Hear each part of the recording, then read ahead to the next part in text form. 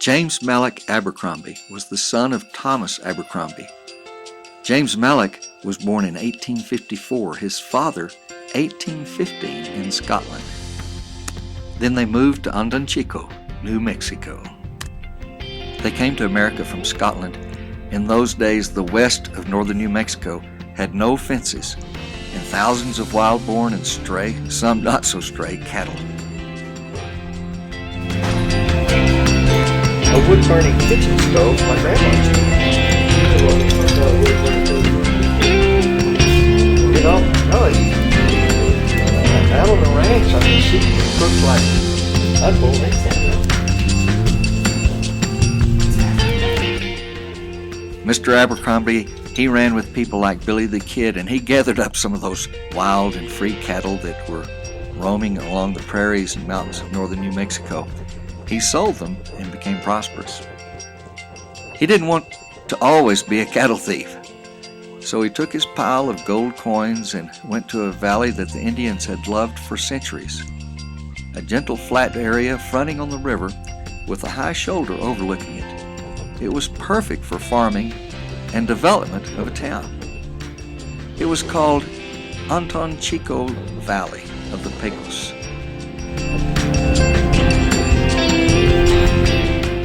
Comanches and Apaches had cherished this beautiful camping grounds, and one year as they brought their tribe in, they found a town of white men, and their campgrounds plowed and covered with crops and cattle.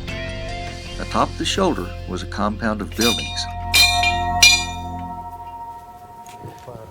Now, this was built in 1870? I'll have to ask Georgia. Oh, okay. So this is courtyard, so the people must have lived here on the left, right? Compound here. In fact, Anton Chico got wiped out by the Comanches on 2 different occasions. Wow. We've got a compound. You'll see it back here in just a minute. And they were from Scotland originally? I believe they came in from Scotland. Hi, hello, how are you? Scotland, right?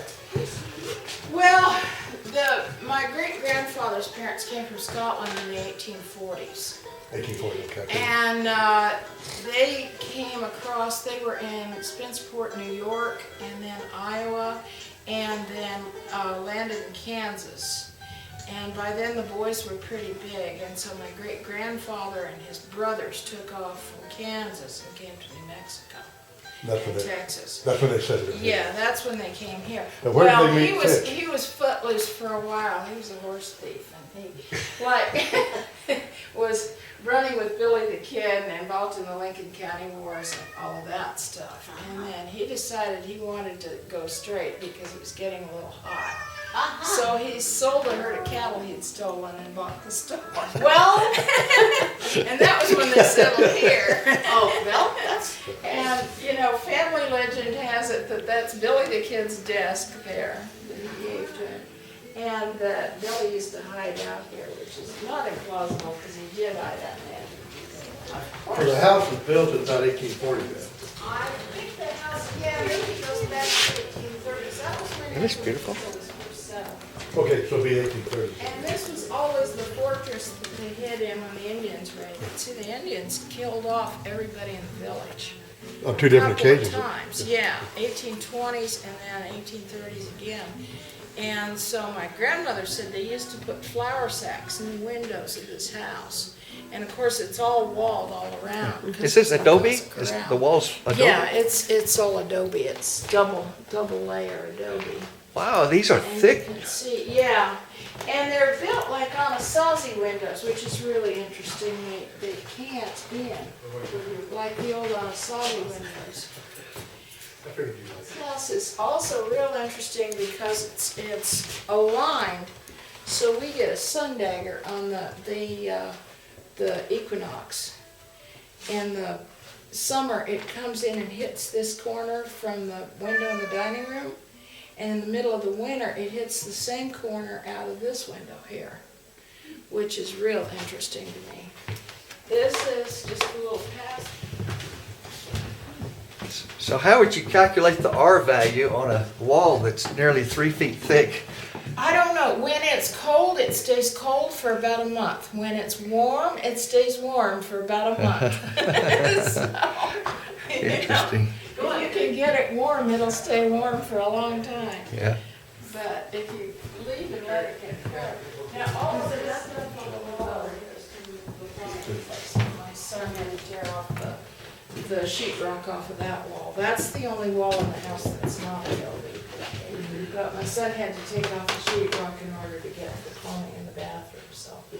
And we just haven't finished it, so that's why that place to sit. My grandmother had a kitchen like this, and every morning at 6, we had all of our hands to come in and talk about what we were going to do that day. We were farmers and ranchers. Yeah, well, my family were ranchers too. Yeah. We had a ranch. And my grandmother used to always fix a big dinner at noon. Oh, yeah? Yeah. Everybody come in and eat, huh? Yeah. And people are from Scotland. Now, do you ever go back, or do you know anything about that? We did go back to Scotland. We Yeah? found the Abercrombie Castle on the East Oh, Neuk of nice. Fife. And that's yours? Which I mean, that was yours? Well, yeah. I mean, there's only one Abercrombie family in there. They go back, they were originally Earls, and then lost everything in Culloden. They had a castle at Berchtesgaden in right near the battlefield, and at the end of the battle, after they killed all the Scottish nobles, the king quartered his troops in the family castle. And Pantries, because the walls are so thick, you can just build the pantry into the wall. And it's been a long time since I've seen a wood-burning kitchen stove. My grandma used to have one. I tell you what, there's something about wood burning stove food just tastes better. I don't know what You it know, is. no, The heat better too. I like the out on the ranch, I mean, she could cook like,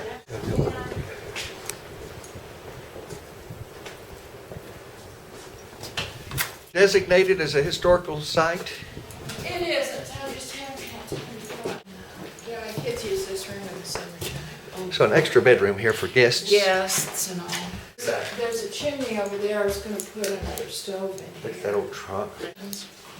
Yeah, Ackerman's. That's my grandmother's. That was corrals then.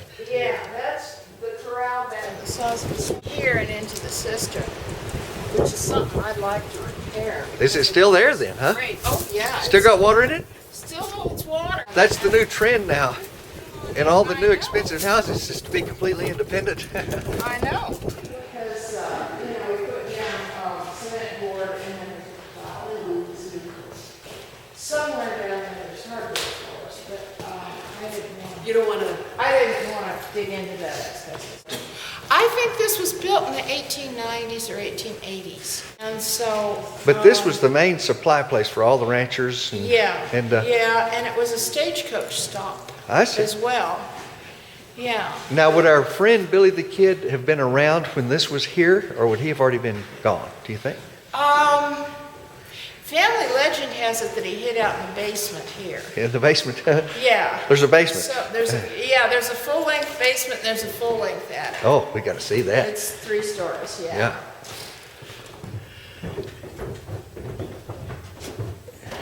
There's a lot of these old stores in these little land grant communities that have these old ledgers, and Yeah. that go back into the 1800s. Oh, And yeah. Oh, yeah. The one in Villanueva, for years I've wanted to go and at the Gallego store. Just look through there. Need a pair of shoes, there's some shoes there. Look at, Terry, there might be one of your checks in here. There could be. Is it- Corral, so the Comanches couldn't steal the animals. Okay. This big gate over here where I think it wasn't there before.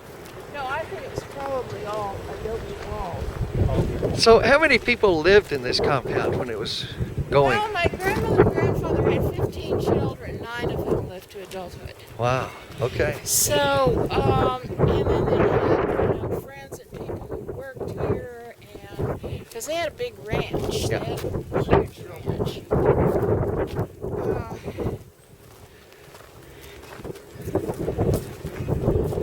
How much land is there, do you know?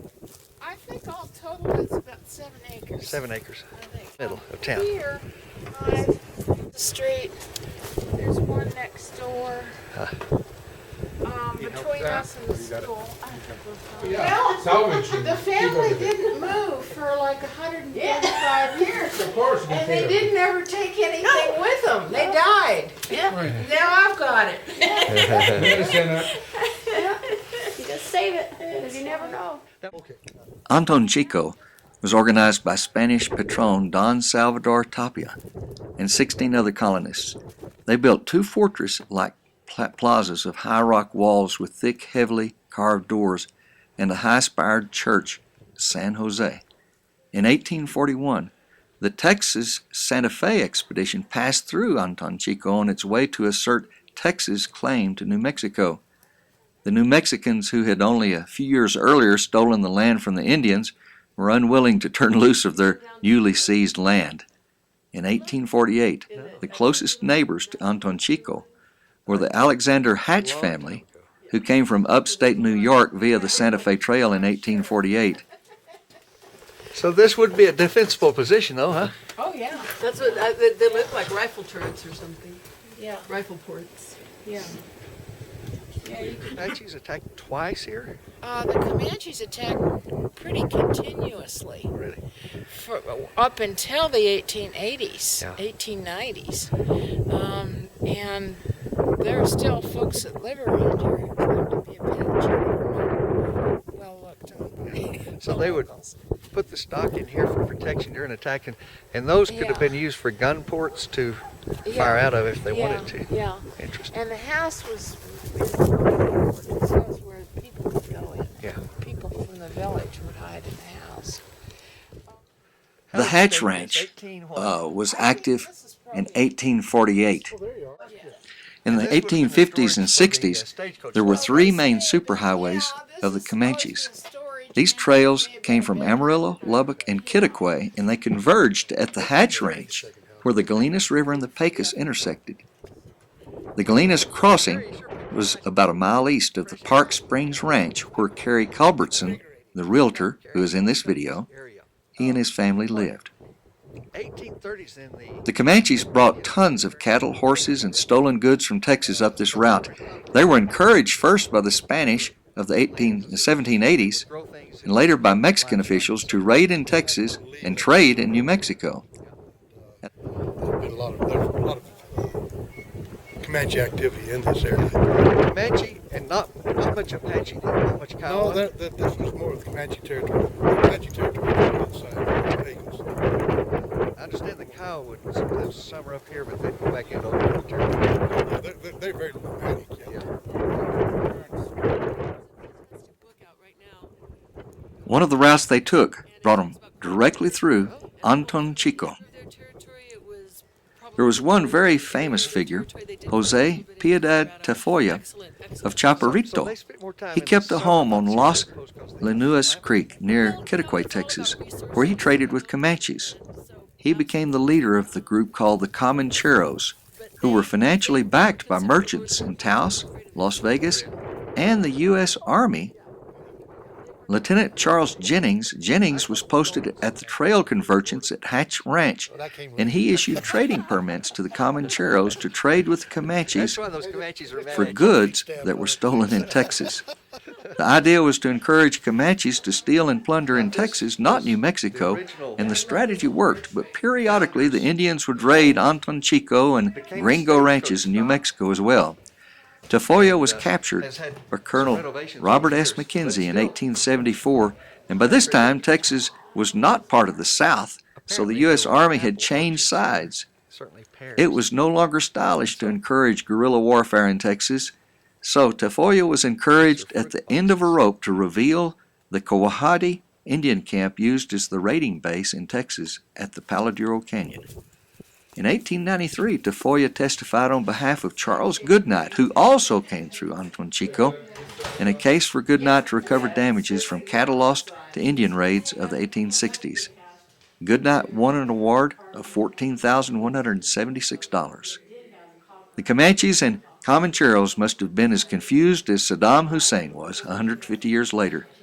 They had been used, paid, and misdirected by government and military and business leaders of Spain, Mexico, patrons of New Mexico, and the USA to attack and plunder Texas. Absolutely. But they were considered the lords of the plains. They weren't afraid of anybody. Really? Yeah, they were not afraid. So. I thought the Culbertson families were the Lord of the Plains. Well, that came later.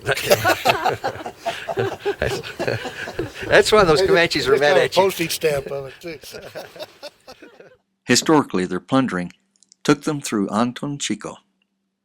And there, they found that in the 1830s to the 1880s, Anton, Chico was becoming prosperous. There was good money to be made in selling goods and cattle to the army posts at Fort Union, Hatch Ranch, and Fort Sumner. The U.S. military, which had used the Comanches and the Comancheros to fight a guerrilla campaign in Texas, soon left, and the army, like the Spanish had done before, had used the Indians to fight their battles. So Texas was a propaganda enemy by the Spanish, the Mexicans, the American military, and later by the Petronas power magnates. But Anton, Chico and Abercrombie's store was the heart of all of these great travelers. John Chisholm, Pat Garrett was married at the chapel there in Anton, Chico. Plus, you might get a chance to meet the great-granddaughter of Mr. Abercrombie before she sells this to some lucky person. This is Ben Boothe reporting